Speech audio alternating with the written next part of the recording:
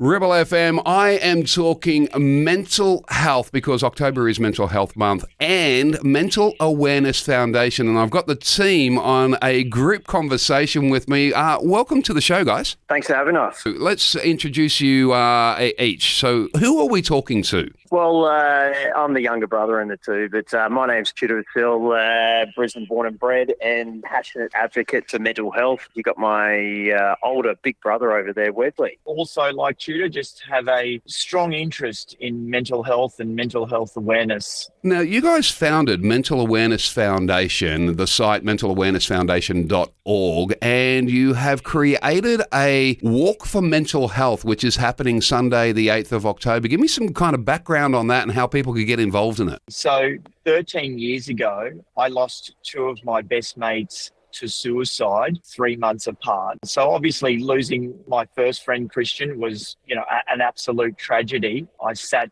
next to my mate, David, at Christian's funeral. And then 3 months later, I was at David's funeral. Oh, wow. And I guess these events just obviously struck me so hard because losing, I guess, two mates that are so close to you, these guys I used to surf with, I used to party with, I used to laugh with, cry with, and they're gone. I guess it flagged something within me where I needed to obviously investigate mental health and why suicide was such an issue, and also coping with obviously the stress of losing two friends. And a coping strategy for me was actually getting outside and going for a walk. And that's how we created Walk for Awareness. We only wanted to do a tribute walk to both Christian and David as a way to get our friends and family together, get the conversation started. And look, if you want to go back 13 years ago, mate, no one was talking about mental health. And we're talking about on radio stations today and we're doing Are You OK days and schools are participating.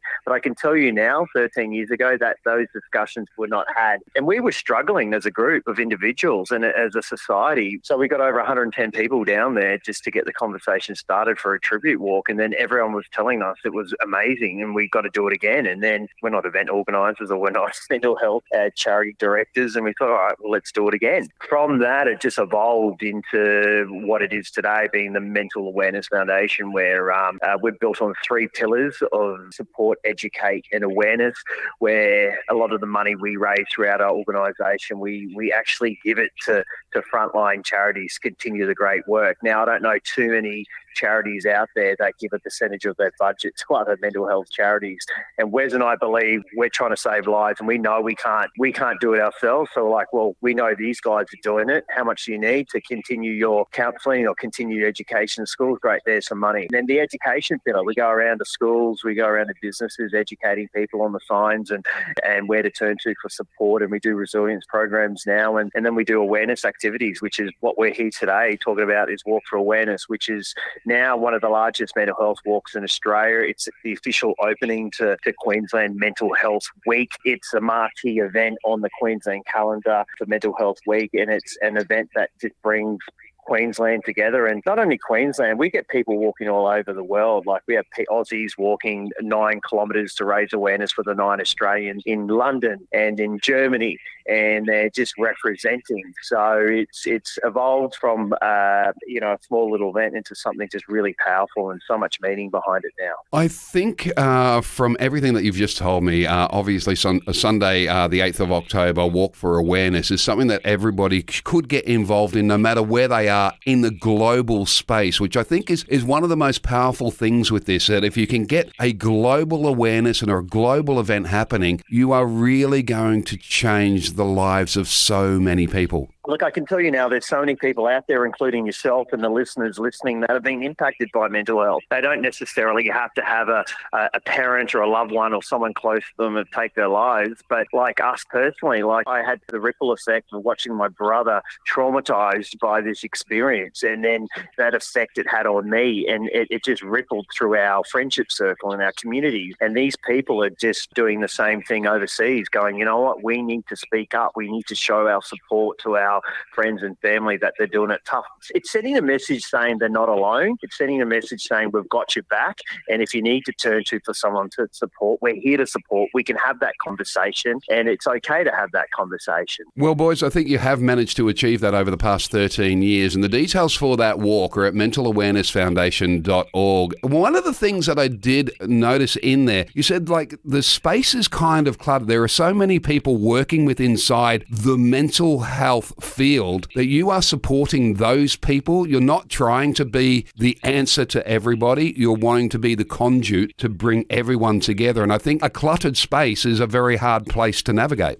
Wes and I have often talked about this, and Wes, you might talk on this, how you've been trying to develop a one-stop shop website that people can go to navigate through it. Because, look, mate, we still have the conversation. People come up to me, go, Tudor, where do I go to for help for my dad? Or where do I go to? I'm like, wow, people still get lost. Yep. They go to one mental health organisation for their treatment, and it didn't work for them. As we all know, mental health is not a magic pill that you take and then job done. That just doesn't exist. So Wes will touch on that. But what we do at our walk, if you go there, it's not just Walk for Awareness. There's all different...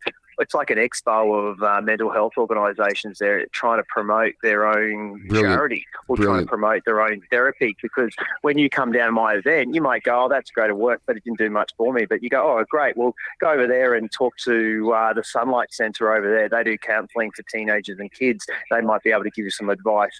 Or go over there and talk to Mates in Construction. They might be able to support you. There are another charity here as well. So, yeah, it is a cluttered space. We're doing our best to kind of unify it and bring it all together. It's not going to happen overnight. It's a big, in-depth discussion that involves everyone from the community level right up to top federal governments and state politics. But, and then it goes down your idea, Wes, of what you're trying to do with the website concept. So off the site there, Spot Speak. So what is Spot Speak? And how do we get involved in that particular program? It's called Spot Speak Support. It's a 45-minute education workshop that destigmatizes, it gets a conversation started around mental health. It's a program that teaches people in the workplace, teaches people in school about how to spot the signs in yourself or even in someone when they're doing it tough. It educates people on how to get the conversation started. I think the biggest challenge we find is that we see someone in a workplace or at home and we just don't know how to ask that question, are you okay? Those three famous words. But then the next step is like, great, you can ask that question, but the missing link is the support aspect. Where do you turn to for support? Where do you go to, or how do you support yourself? What's some self-love strategies that you can do, from meditation to going for a walk to eating better food? No one really knows that. Not educated on that. So that all came about from the birth from Walk for Awareness, and Wes and I were constantly speaking to hundreds and hundreds of people that were attending the event. So then, we developed this course ourselves. And then we've plugged it in with Griffith University, and we're working with them to workshop it, to improve it, to kind of take it to another level. But at the moment, it's being rolled out across Queensland to businesses and organisations that want us to come in there to listen to this program and do this workshop. I think you guys are heading in such a brilliant direction here, and it is just so encouraging to know that mentalawarenessfoundation.org is there for people to go and just have a look at all these different resources that are available to us. We are in Mental Health Month. It also has a fundraising aspect. Obviously, we were talking about the walk that starts Mental Health Month. When you do your fundraising, how is that money distributed? And I noticed like there's a grants program. Who should be kind of reaching out to you in that space? Yeah, absolutely. So we have a fundraising arm, and the walk itself is where the funds a majority of our funds are raised. From that, I guess, gift of people donating to us through the walk, we actually have an opportunity for mental health charities or mental health organisations that perhaps need some funding that are doing, I guess, frontline services work. So we encourage people within the mental health sphere that are looking for some grant money. They can actually go to our website, the mentalawarenessfoundation.org, and they can actually go through a list of questions which we ask. Once again, the theme is mental health and them helping others. That fund done so far, we've actually donated quite a lot of money. I'll just give you a couple of charities that we've supported. One is called Talk Suicide, or Suicide Prevention Pathways. They're an organisation which actually do face-to-face counselling. When someone steps forward in the mental, like someone has an issue and they want to see someone, generally most people go to their GP, which is fantastic. That's where they start, and then they get issued a mental health program. The unfortunate thing is they need to go see a psychologist. But the waiting period to see a psychologist is between 3 to 6 months. When someone's stepping forward when they have a mental health issue, 3 to 6 months is an extremely long time. So Suicide Prevention Pathways actually offers a service where they can actually fill that gap. They will actually sit down with you and talk to you and build up an amazing network around you that is supportive. And that network is someone that you can turn to when you're struggling. Another organisation that we've helped, Tudor just touched on it, was Mates in Construction. They do fantastic work. So the two mates that I lost were both within the construction industry, and actually Tudor and I have a trade business, so we're very heavily involved in the construction industry. These guys have a great program. They have it's called Talk Assist, and it's a program where they train people within the workplace, so on job sites, to spot signs of, say, someone struggling. And with that program, they teach people, to one, spot signs, but also to build up the courage to actually go and have a chat with that person and have a very direct conversation about their mental health. Now, since their involvement, they've been involved particularly in Queensland. They've been going we're 13 years, they're 15 years. Since they've been involved in the construction industry, the suicide rate has actually dropped around 10% within the construction industry. That is the direction we want this particular issue to be heading, which is down. If you're in the mental health area and you're potentially looking for funds, we have a grant option available where you can actually apply and send it through to us. And we have a board and a panel that will make a decision from there. I think this is absolutely brilliant, the way that you guys have got mentalawarenessfoundation.org set up and how it's overarching and outreaching to so many different organisations. And we mentioned earlier that there are so many people working with inside that mental health space for whatever that reason may be. As for you guys, 13 years ago, the loss of two close friends within 3 months made you start this journey, and now you can kind of outreach to other people who are doing the same type of things. Like, I know that there is a local group on the Gold Coast called Men's Walk and Talk. There's also like the Mr. Perfect barbecue campaigns. Those guys could reach out to you to say, hey, listen, this is the work that we're doing. We need to get some funds for some walk and talk shirts, for example, so everyone feels like they're part of a group. They could just kind of put that case forward for you guys, right? Absolutely, 100%. We're very mental health themed, and that would be fantastic, because what we love about those types of organisations is that they're grassroots. Like, we are really wanting to focus on little charities, or charities that are just really getting involved in their community or on the front line, that are making a difference, to day-to-day folk. And we love those big organisations like Beyond Blue. We need those organisations. However, our focus is to get into those smaller organisations that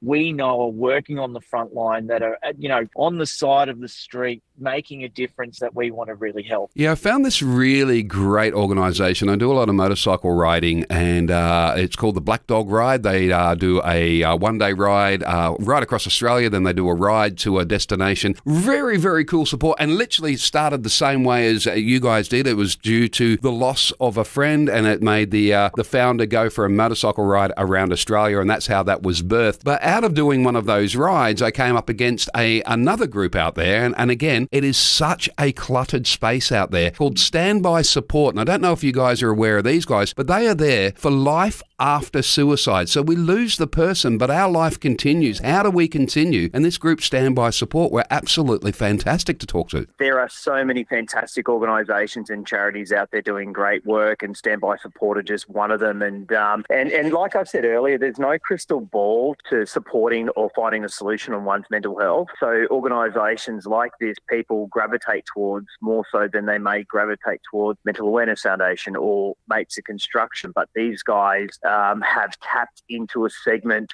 of that mental health space that people need support on. And it's great to see that. I was speaking to another friend the other day that had postnatal depression. And people don't think about this, but that's very common in both men and women, more so women with having babies. It's a really tough time for people to go through. And I wasn't that educated on that space. And there were some great organisations and charities out there supporting men and women as they go through the experience of having a child. And then you can have prenatal depression as well.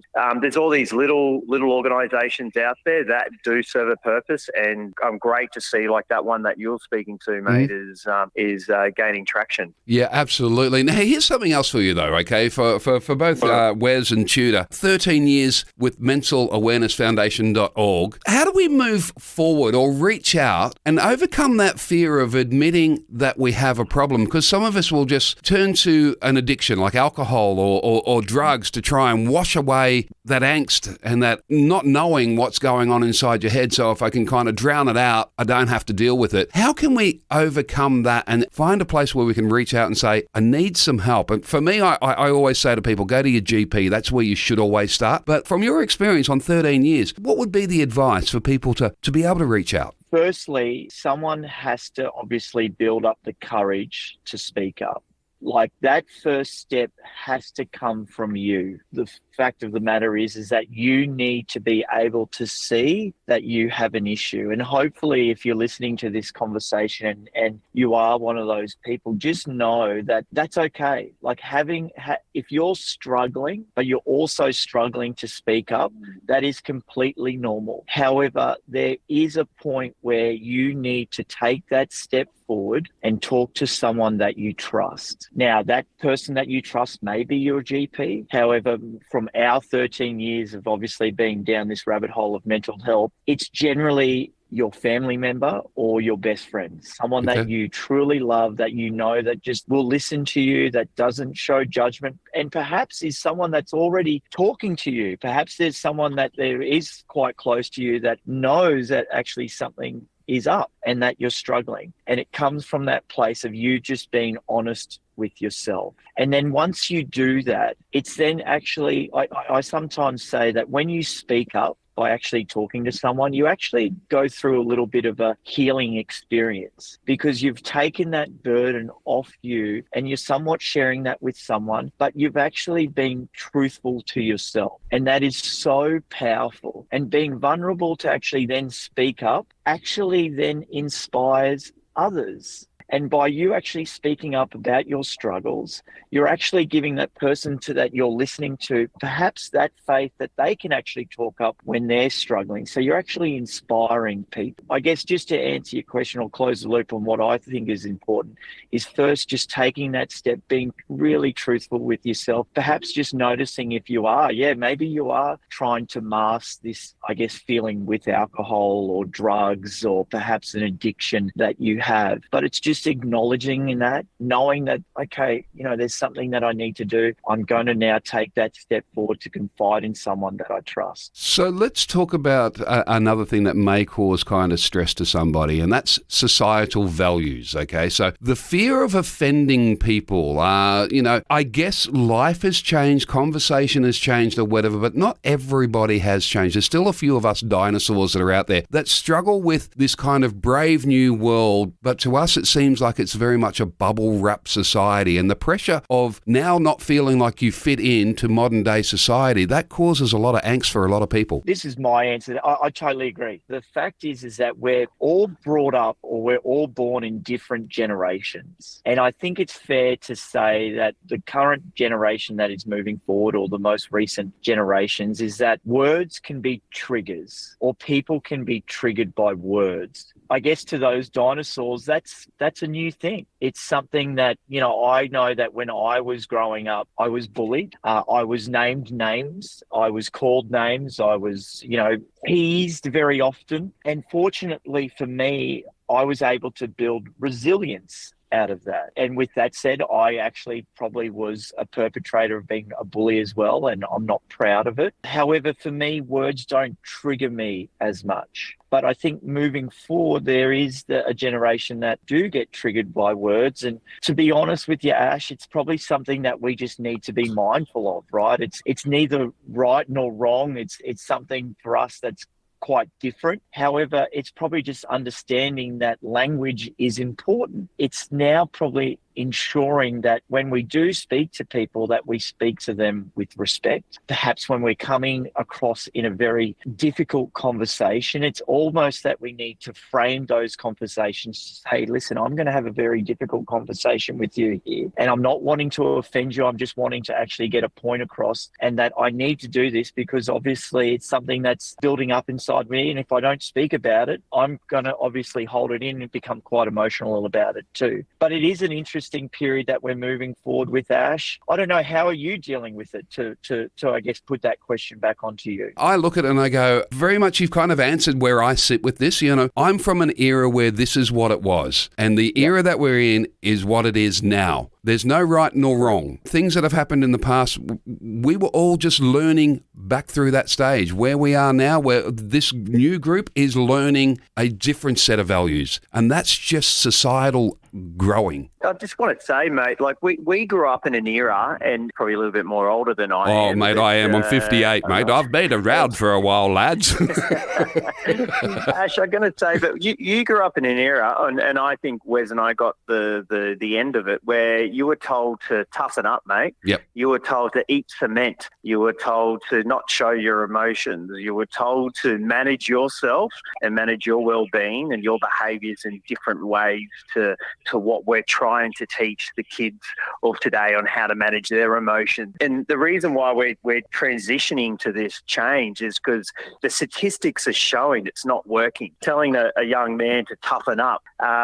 We grew up in an era where at school we didn't get educated on our feeling. Like I know in maths class, we didn't sit down for half an hour and go, right, guys, let's do some emotional intelligence work and let's talk about when you feel like this, what you should do. Yep. Just didn't exist. And we're seeing that start to change in society today. And because of that change, it's now giving us different values and different perspectives. And we're having different conversations. Because, mate, I'm a big numbers guy. Numbers don't lie. You know the stats. We're in a pandemic for mental health at the moment. Now, we're losing 9 Australians every day to suicide, and 75% of those suicides are male. We've got a problem there. And for every suicide, there's up to 30 attempted suicides. That's over 270 a day. That's one every 6 minutes. There's going to be a few people attempted suicide by the time we finish this phone conversation. So, yeah, it's changing, and we need to get in front of it, and we need to get on top of it. So have you noticed with mentalawarenessfoundation.org and your 13 years in this mental health space that there's been an increase in anxiety? I see it with a lot of the younger members of staff that I deal with inside my own children and conversations with them. Is there an increase in anxiety, or is it just seems like it's increased because we're talking more about it? You know, the conversations have become louder, I guess, surrounding how you feel and the anxiety that you've got, and it's okay to start talking about it, and that's why we're starting to see that lift. Look, we've probably got two different opinions. So many different levels of opinion on this. You can look at it from the therapist perspective. You can look at it from a community approach perspective. I'm looking at it from we're pretty hands-on in the front line. That yeah, you're right. You mentioned it. Now it's we're educated on it. We're understanding it more. So people are talking about it a little bit more. We probably didn't understand it 13 years ago when someone had anxiety. We didn't understand what it was when people were locking themselves in their room, or they didn't want to turn up to work, or they wouldn't attend a function because of a certain individual triggered them, and we didn't understand that. So our education in that space has grown. You know, I dare say a therapist or a psychologist would have a different opinion on that matter. You know, they may say influences in society have helped support that. Social media, bullying, our environment, parental upbringing has probably encouraged that. Yeah, that's my 2 cents on that topic. I can't really put my finger on it. Wes might have a different opinion on that as well, but yeah, it's definitely open for discussion with a number of different people. Yeah, I was just going to add, I think it's a combination of both, to be honest. I think Tudor's said it quite well regarding the education piece. However, let's look at it from this perspective. Thank God people are talking up. You know, it's what we want. It's, you know, really anxiety is a leader towards death. And if we're getting people that are talking about it more, I personally think that's a positive thing, because speaking up, helps heal, helps inspires others to speak up. And if we can get a community that are, I guess, talking about how they're feeling and it saves their life, to me, that's a good result. Just to round this out, because it is a Mental Health Awareness Month for the whole month of October, and mentalawarenessfoundation.org is a site that I would urge everybody to go look at. Medicating mental illness or treating mental illness. What can be treated by medication and what's the stuff that's kind of like by conversation? Because there's no one cure for all ails. Well, I think with us at the Mental Awareness Foundation, we're all about a conversation. We're all about preserving lives by empowering individuals, by getting that conversation started, by doing these events like Walk for Awareness to bring people down so they can feel safe, feel like they're part of a community. One of the troubles with mental illness is that you become isolated and you think you're alone and you think you're the only one. This is just one of the symptoms that you're the only one out there. But and we try to encourage them to get out and feel accepted and feel like they're not alone. And that's what we're trying to do at the Mental Awareness Foundation, is encourage therapy through inclusion and conversation with one another. Medication does have a purpose. I've got colleagues and friends who are medicated and they speak wonders for it. Being experienced in this field, Ash, I can say that like we've worked with out at University of Queensland, where we've donated to them because there's a professor there trying to make the diagnosis easier for doctors on the type of medication. It said it takes about 12 months for the average person to find the right medication that works for them when it comes to managing their depression or their mental illness. So they'll go through cycles of different types of medication to get them to where they need to be. Now, that can be quite a challenging experience for that individual.